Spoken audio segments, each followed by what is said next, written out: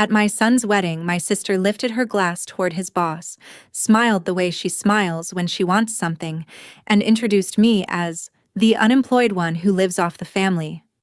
The fork stopped halfway to somebody's mouth. A whole table of strangers turned to look at me. I laughed. I had practiced laughing.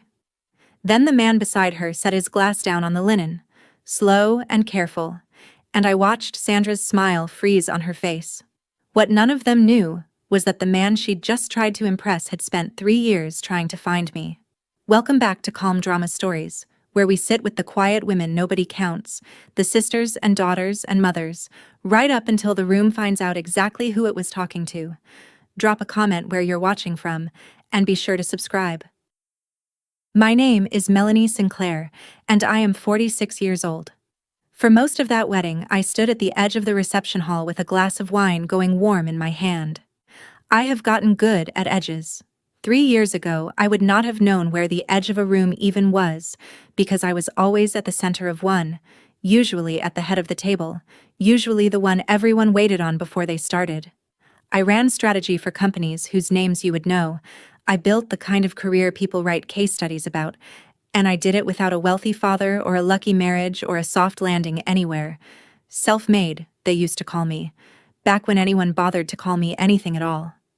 Now I was the woman by the coat check, watching my son Ethan laugh with his new wife, and I felt the strange peace of a person who has already lost the thing she was most afraid of losing and survived it anyway.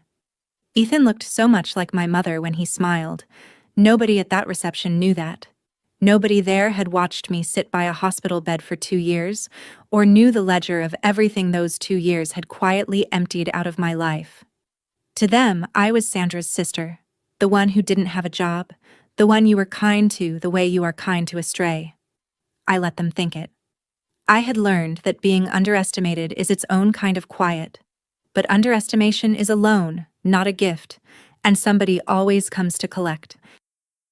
The call came on a Tuesday, a little over 3 years before the wedding, and I remember it because I was standing in a glass conference room 40 floors up when my phone lit with my mother's name.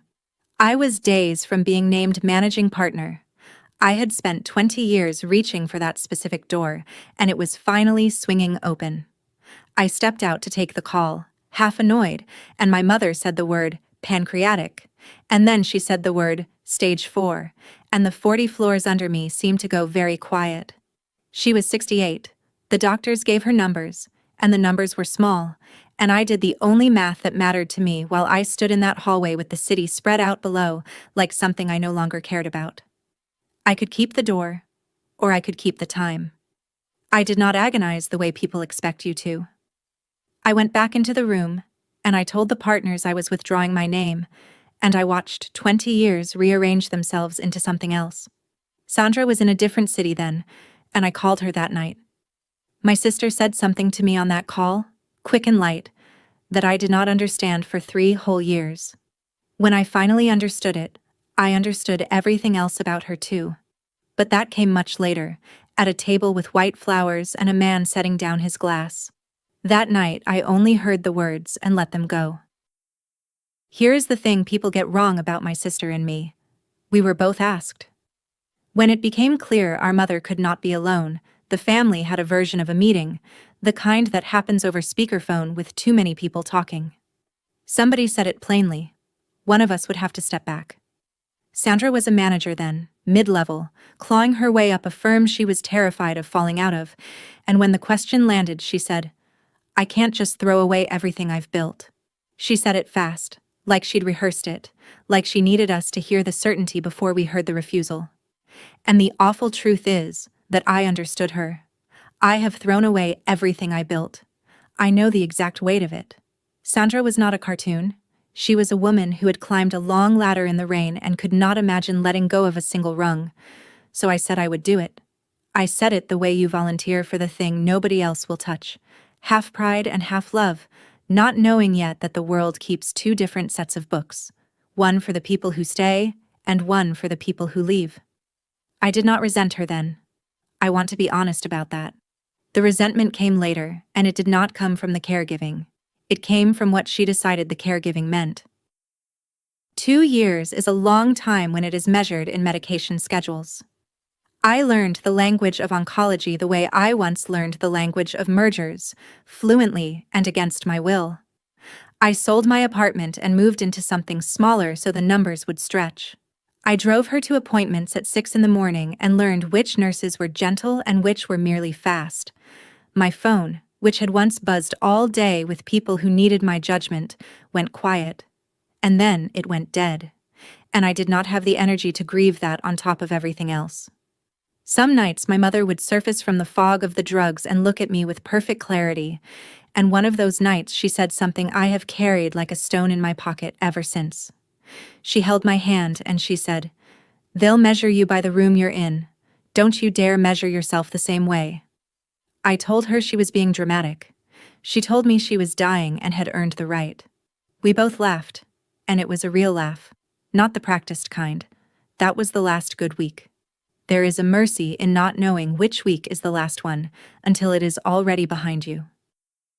My mother died in the spring, and something curious happened at her funeral. People began talking about me in the past tense. Not about her, about me. An aunt patted my arm and said it was such a shame what I'd given up, wasn't it? And how I used to be so impressive. Sandra flew in for 2 days, wore beautiful black, and cried in a way that made several people comfort her. By the end of the reception, she had somehow become the grieving daughter, and I had become the tired woman who'd been handling things. She told a cousin, warmly, that she was so worried about me, that she hoped I could find my footing again, as though I had wandered off a path rather than carried our mother to the end of hers. I stood in my mother's kitchen holding a casserole dish somebody had brought, and I felt the whole story of the last 2 years being quietly rewritten around me by people who had not been in the room for any of it. That is the thing nobody warns you about caregiving. You give up the visible life, and then the people with visible lives get to narrate what your invisible one was worth. Sandra was already building her version, and her version did not have me in it as a hero. It had me in it as a warning. A year passed. I did the paperwork of death, which is its own second job, and I let myself feel nothing much, and slowly I started sleeping again. Then Ethan called with the best news I'd had in years. He was getting married, he'd met Claire, and she was kind and steady and clearly good for him, and when he asked me to be there, my whole chest ached with something that wasn't grief for once. But near the end of that call, my son got quiet, and then he said the thing that told me exactly where I stood now. He said, "Mom, Aunt Sandra's going to be there, and she's got her whole thing about you being between jobs, and can you not, engage with it? For me, it's just one day."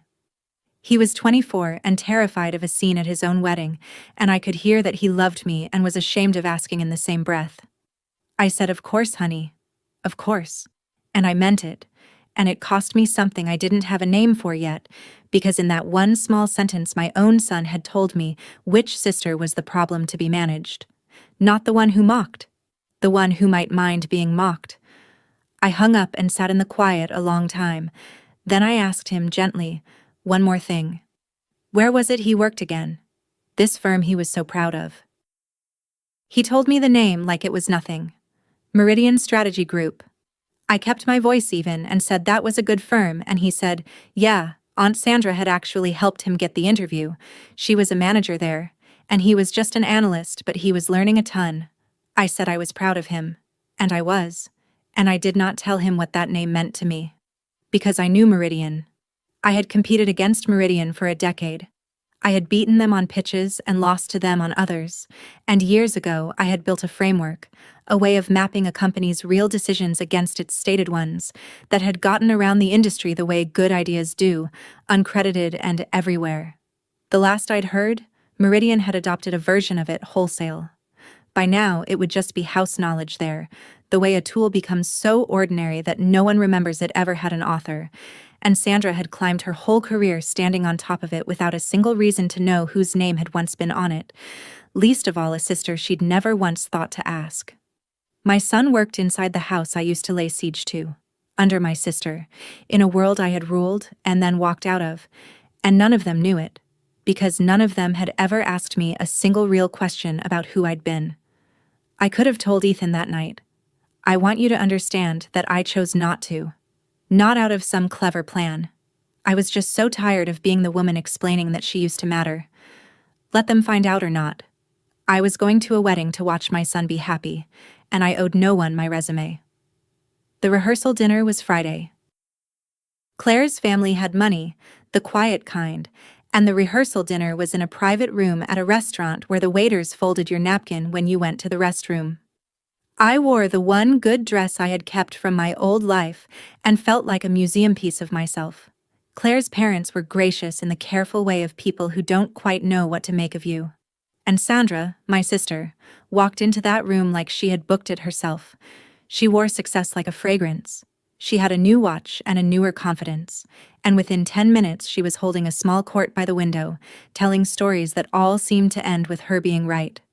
I watched my son watch her with something like envy, and I understood the shape of the evening before it happened. Sandra was the family's success story tonight, and every story needs its contrast. I got a glass of wine and found a chair near the edge, which by now felt less like exile and more like a good vantage point. From the edge, you see everything. From the edge, you see who a person is when they think the important people are looking. And Sandra, all night, kept glancing toward the door, waiting for someone who mattered more than the rest of us to arrive. The person Sandra was waiting for did not come to the rehearsal dinner, but he came up in every third sentence. "My CEO," she kept saying, "David is incredibly selective." She told a long story about a presentation she'd given him, about how demanding he was, how he'd once rejected an entire deck, and how she'd stayed up all night fixing it and won him over. She said his name the way some people say the name of a saint, they're hoping we'll notice their devotion. David. David Mercer. She dropped it in front of Claire's father, who nodded politely, and in front of my son, who beamed because his aunt worked so closely with the great man, and she dropped it, I noticed, while looking at me, as if to make sure I understood the distance between a woman who reported to David Mercer and a woman who reported to no one at all. I sipped my wine and said nothing. The name meant nothing to me yet. I had left the industry before Mercer's time at the top, and I had never met him. But Sandra didn't know that either. She just knew that I used to be somebody and now was no one, and she wanted the somebody in me to hear how far she had climbed.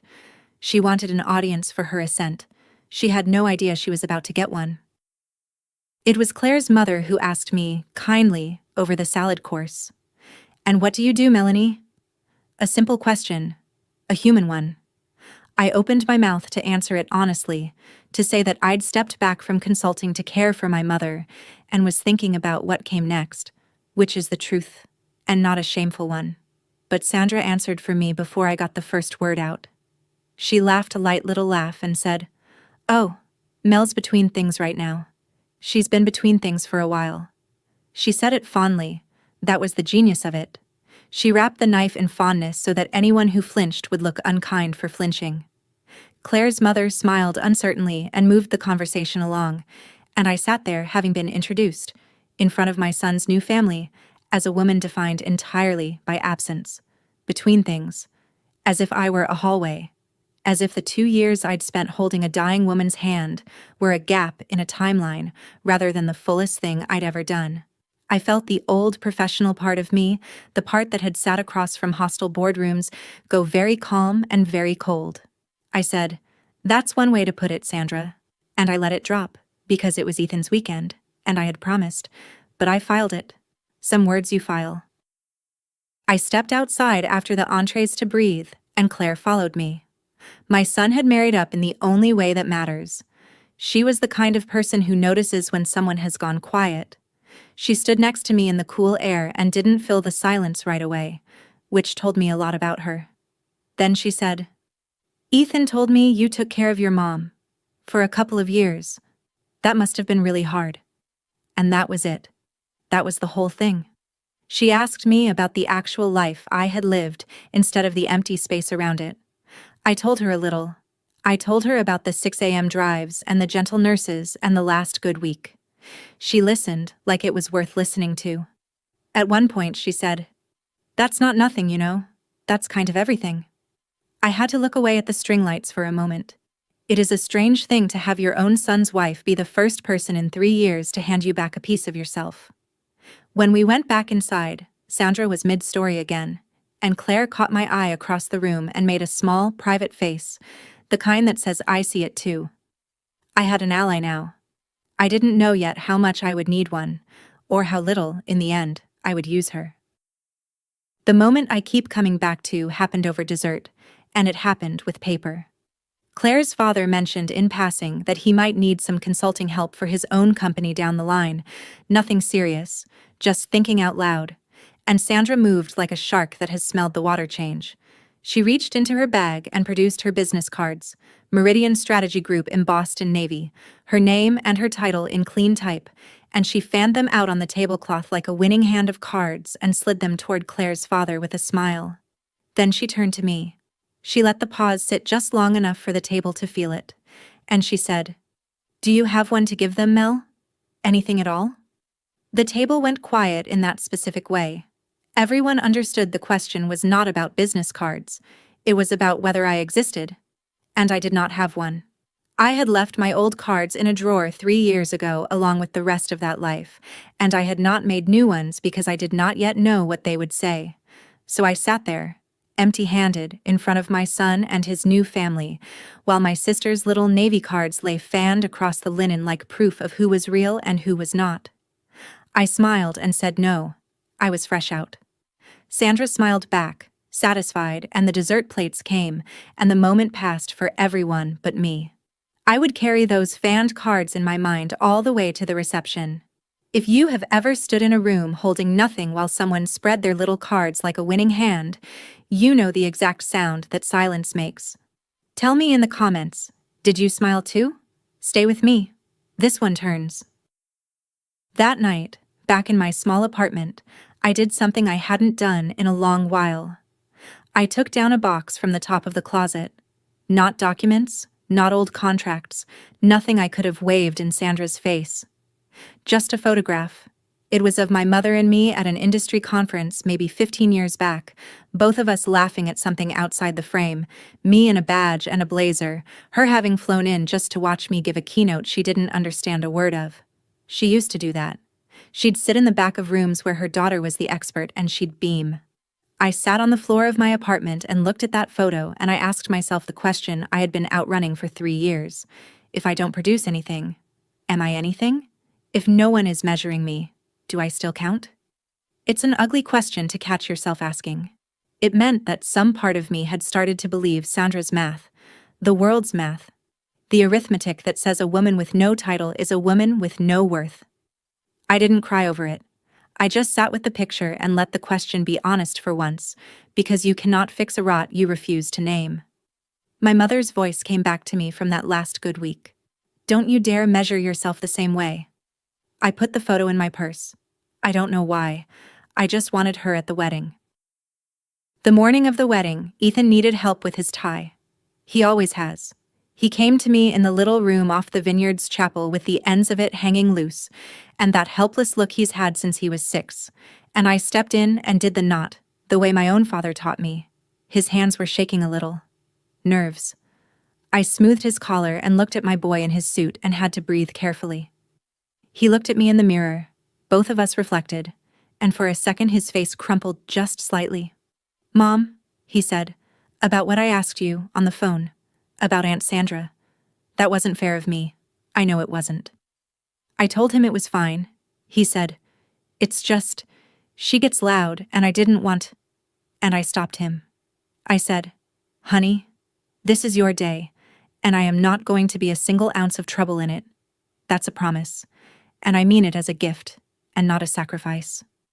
He hugged me too hard, the way he did when he was small and scared of thunder. Over his shoulder, I could see the vineyard through the window, the white chairs, the people arriving. I had promised him peace, and I intended to keep that promise. What I did not yet know was that peace was not going to be mine to keep or break. Someone else was going to reach for the pin. The ceremony was beautiful and short, which is the correct way for a ceremony to be. Then came the reception, in a long hall with open sides and grapevines climbing the posts and string lights against the dusk. They had seated me well back, at a table with a great aunt and two of Claire's college friends, which I understood. The front tables were for the people the day was performing for. From back there, I watched my sister work the room. And I watched her orbit one man in particular, an older man, mid-50s, silver at the temples, in a suit that fit like it had been grown rather than bought. He was calm in the way genuinely powerful people are calm, taking up no more space than he needed. Sandra circled him all evening. She refreshed his drink. She laughed a half-second too long at whatever he said. I could see, even from the back, that this was David, the CEO, the saint whose name she'd worn like perfume, and that he had come to my son's wedding because Ethan was one of his young analysts, and that Sandra had decided this evening was her chance. I didn't recognize him.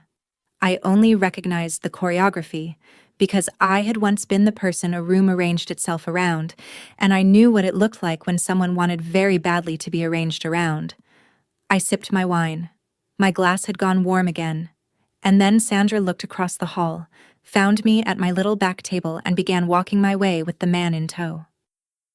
I knew what was coming the way you know whether. Sandra crossed the hall with David Mercer at her elbow, steering him toward my table, and I understood that I was about to be used as scenery. She wanted to show her CEO how gracious she was, how she carried her poor between-job sister, how far above her own origins she had risen. Some people build themselves up. Sandra had only ever learned to build herself up by standing on someone.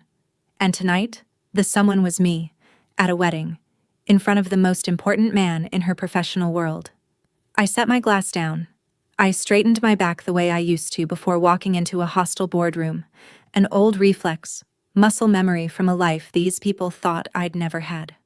Claire, across the room, saw the trajectory and started moving too, though she was too far to matter. My son was near the head table, laughing, unaware, and Sandra arrived at my table glowing, gestured at me with an open hand like a hostess presenting a curiosity, took a breath, and turned to the calm, silver-haired man beside her to make her introduction. I looked up at both of them and waited. There are moments you feel tilt before they fall. This was one.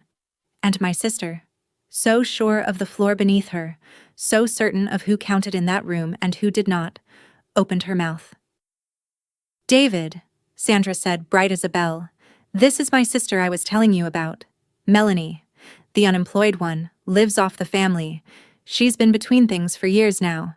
Bless her." She said it to a CEO, at a wedding, about her own sister, and she said it smiling, as if it were affection. The great aunt beside me inhaled. One of Claire's friends looked at her plate. And I did the thing I had trained myself to do over 3 years of being narrated by people who were never in the room. I laughed. It was not bitter. It was almost gentle. And then I looked at the man, this David, and I said the truest and quietest thing I could, the thing that closed a door behind me even as I said it. "She's right," I said. "I don't have a title anymore." I meant it as surrender, I think, in that first second. I meant, "You win, Sandra, I'm done fighting this story." But some sentences turn in your mouth as you say them, because the moment the words were out, I felt them stop being an apology. I don't have a title anymore. As if a title had ever been the thing that made me. My mother's voice moved under the words, and across the table, the calm man went very still and set his glass down on the linen, slow and deliberate, and looked at me the way no one had looked at me in 3 years, like I was a person worth focusing on. "I'm sorry," the man said to me, ignoring my sister entirely. "I don't think we've met properly. What did you say your name was?" His voice was courteous and low, and something in it had changed, a note of attention that hadn't been there a moment before. I told him. "Melanie," I said. Sandra jumped in to fill the space because Sandra cannot bear a space. "Sinclair," she added. "She's a Sinclair like me, obviously." And she laughed again, wanting the conversation back on rails she controlled. The man's eyes didn't leave my face. "Melanie Sinclair," he repeated slowly, and I watched something surface behind his eyes, some file being pulled from a deep shelf. Not the Melanie Sinclair. Not the one who wrote the decision mapping framework. The great aunt looked confused. Sandra's smile developed a hairline crack, because those were not words she had ever expected to hear attached to the sister she had spent years shrinking. I felt my own pulse in my ears. I said carefully, "I wrote a version of it. Yes, a long time ago." And the man, David Mercer, CEO of Meridian Strategy Group, the firm my sister was so afraid of falling out of, exhaled a short, surprised breath, almost a laugh, and shook his head slowly and said, "A long time ago. My entire analytics division still runs on your long time ago." The table had gone completely silent now. Sandra's hand found the back of a chair. He told it simply, which somehow made it worse for Sandra. He said that Meridian had adopted my framework across the entire firm years ago, that it was, in his words, the backbone of how they made decisions, and that 3 years back, when he had taken over as CEO, the very first outside hire he had wanted to make was the woman who'd built it. "Every recruiting cycle for 3 years, I had my team put your name back at the top of the list and try again," he said. "You'd gone quiet. Completely off the map. No firm, no board seats, nothing. I assumed you'd been poached by someone who buried you in an NDA, or gone to a competitor overseas." He shook his head. "I couldn't understand how someone that good just vanishes." I said evenly, "My mother got sick. I went to take care of her. She died last year." The words landed in that quiet hall with a weight that even Sandra could not talk over. David Mercer looked at me for a long moment, and then he said, "So, while I had a team searching every firm in the country for you, you were where, exactly?" And I said, "At a hospital, then at a funeral, then figuring out what came next." He nodded slowly, and something in his face had gone from professional interest to something more like respect, and beside him my sister had turned the specific shade of gray that comes when a story you've told for years collapses in a single sentence in front of the one person you most needed it to hold. Now, my sister had a choice in that moment, and I want to be fair to her, because there was a version of this where she recovered gracefully. She could have said, "Of course, I'm so proud of my sister. Look at what she stepped away from." She could have let the truth reframe her into the family member of someone remarkable. But Sandra had spent so many years needing me to be small that she could not stop reaching for the shears even as the ground gave way. She let out a nervous laugh and said, "Well, I mean, that was ages ago, David. She's not really in the industry anymore. She's been out for years. You know how it is. The field moves on."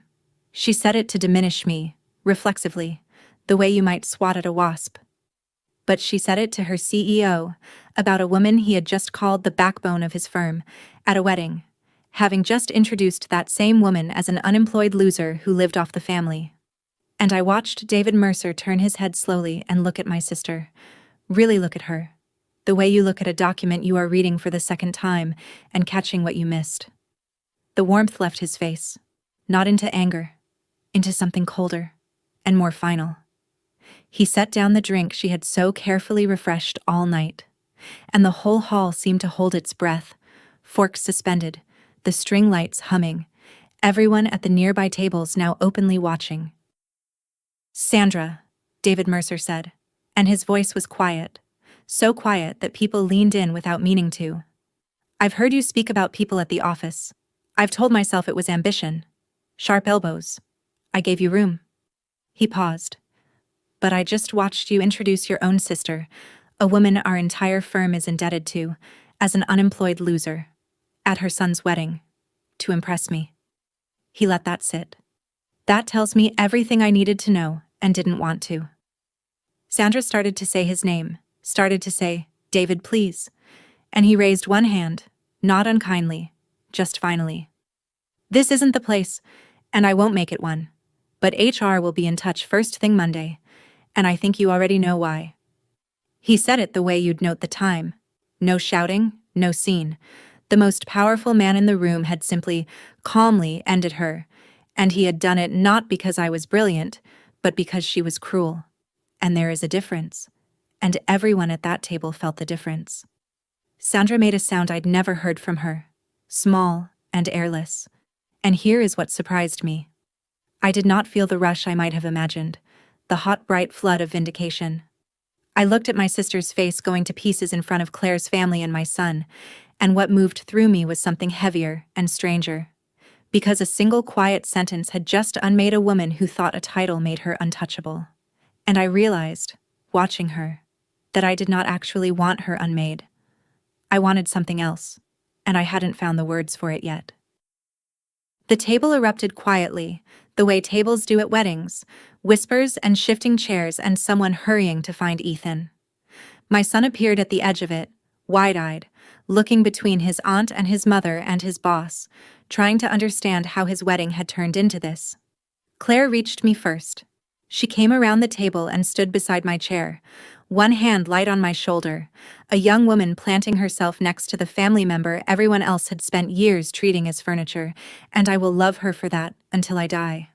And Sandra, my sister, sat down heavily in the nearest chair as if her legs had simply quit.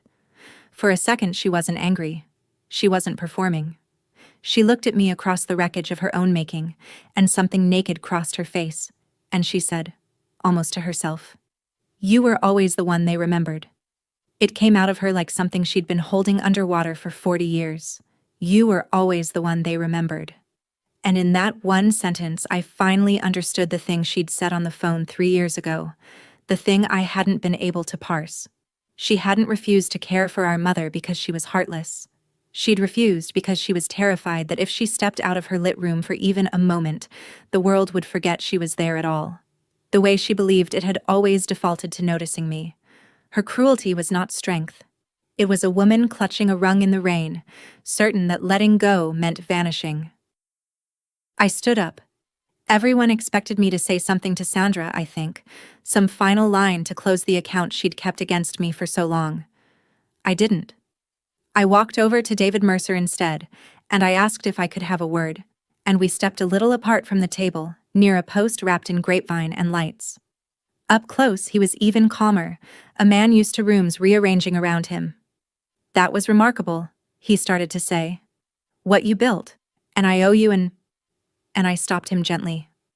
"Mr. Mercer," I said, "I need to ask you something, and it's going to sound strange." He waited. I said, "Don't fire my sister because of me." He tilted his head.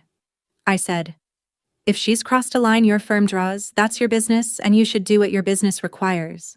But I need to know it wasn't a gift to me. I have spent 3 years being defined by other people, and I am not going to start my next chapter by having a woman destroyed on my behalf. That's not a win I want to own." He studied me for a long moment. The way you study something you weren't expecting to find. And I realized as I said it that I was no longer talking only about Sandra.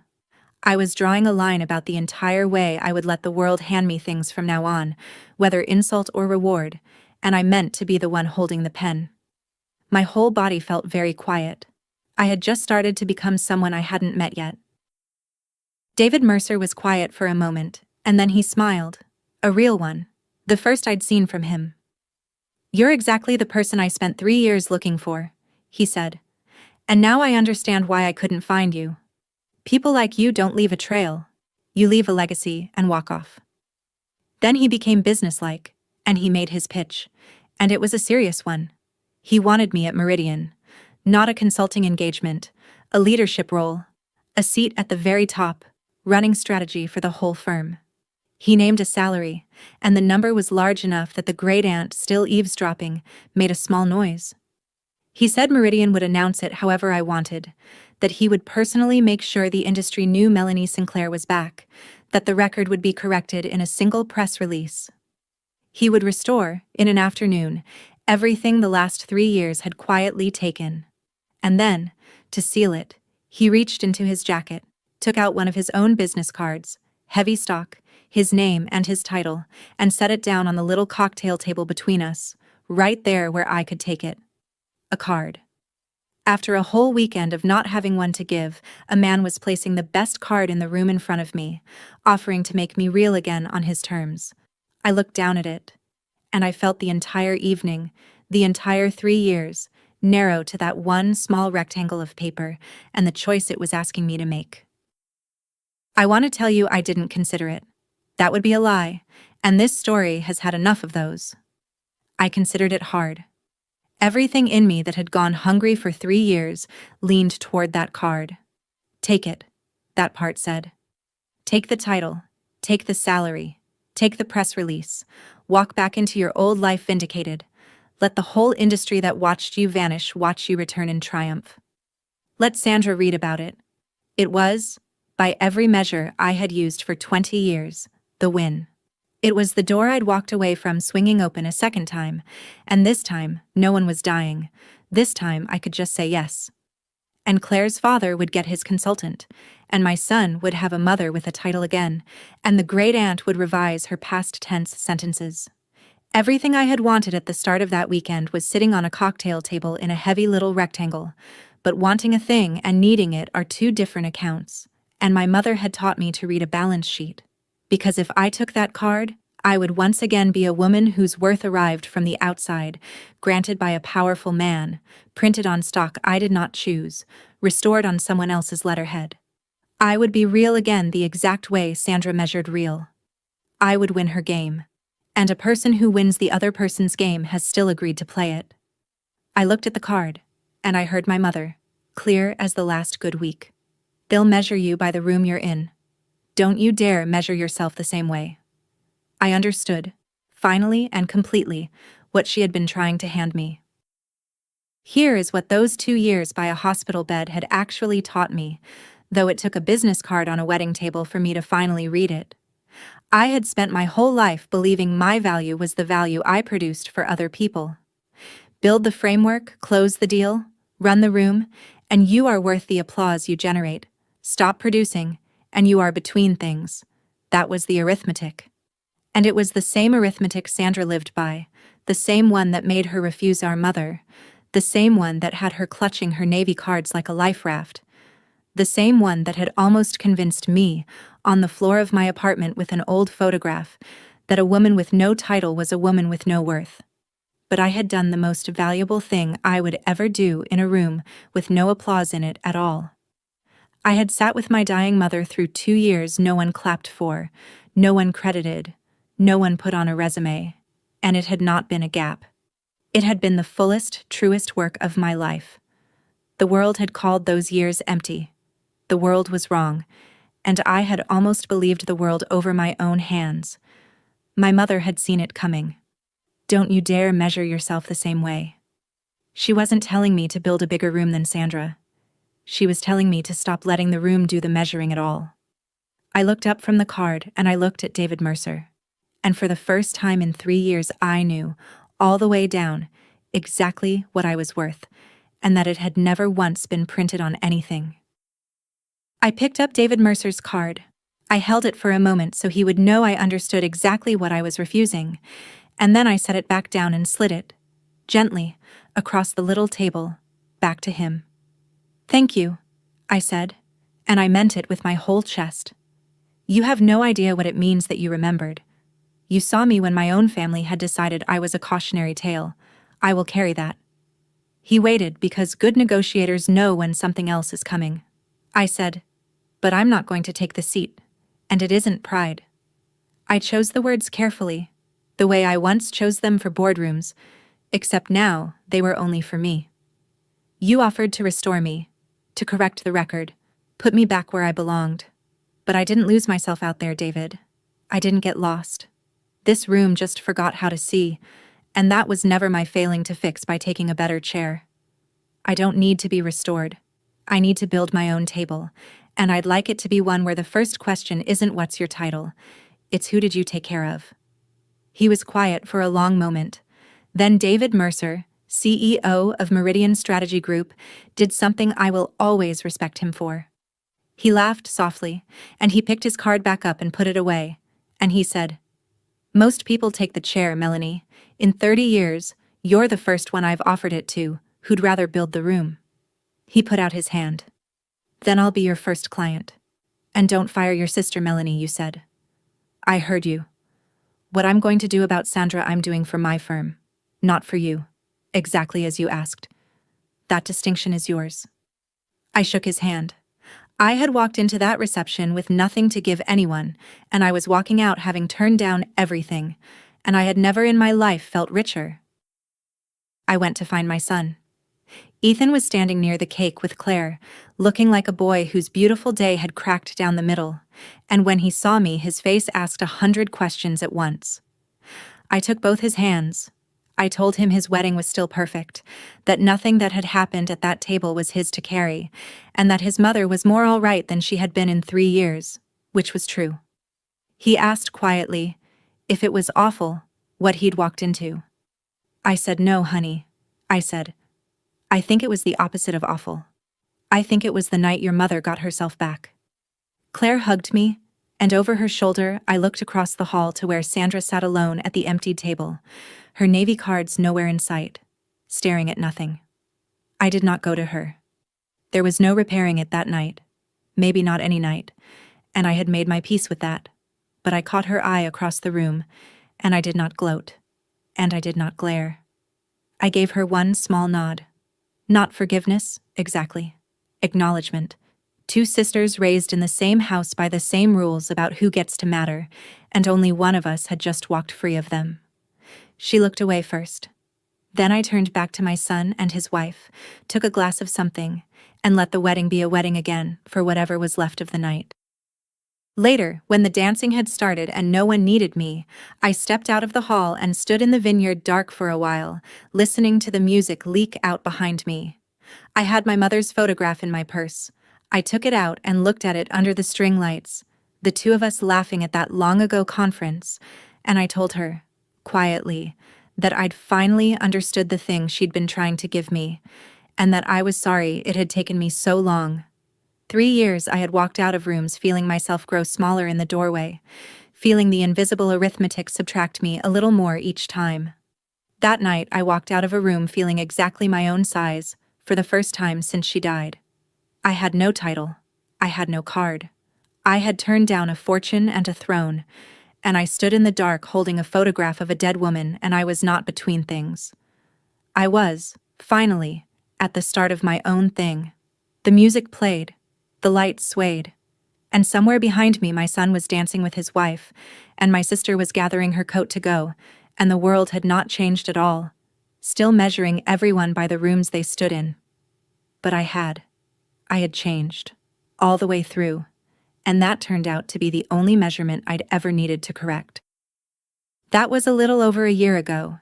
Here is what became of everyone, since I know you'll want to know. I built the table I told David about. Sinclair's strategy is small, deliberately, 3 people and a handful of clients. And David Mercer was true to his word and became the first of them, which opened doors I didn't have to knock on twice. It is not an empire, and I don't want one. I've done the version of my life that chases the biggest room, and I'm not going back. The firm is enough. It is mine, and it measures the right things. Sandra left Meridian that Monday. The industry is small and people talk. And the story of what she'd done followed her for a while, and she landed eventually at a lesser firm in another city, a rung lower, still clutching. We are not close. I've stopped pretending we will be. Some breaks don't heal into something stronger. They just heal enough to stop bleeding, and you learn to live with the scar and the distance. The world's arithmetic didn't change either. It still worships the title and calls the caregiver's years a gap. I couldn't fix that. And I've stopped trying to. But Ethan and Claire come for dinner now, often, and Claire is pregnant, and my son hugs me like a man who knows exactly what his mother is worth. That's the fallout. Smaller than a fairy tale, truer than one. It turns out the 3 years I'd been taught to call a gap were the fullest thing I ever did. And a person's worth was never once the sort of thing that fits on a card you can fan across a table. Last week I interviewed a woman for my firm who'd been out of work 3 years caring for her father. Her hands shook when she got to the gap on her resume, braced for the usual question. I didn't ask about the gap. I asked her to tell me about her dad. She started to cry, and then she started to talk, and I knew I'd hire her before she finished. A card. A laugh. A quiet man setting down his glass. If there's a quiet woman in your life holding more than the room can see, tell her today. Subscribe to Calm Drama Stories, and I'll see you in the next one.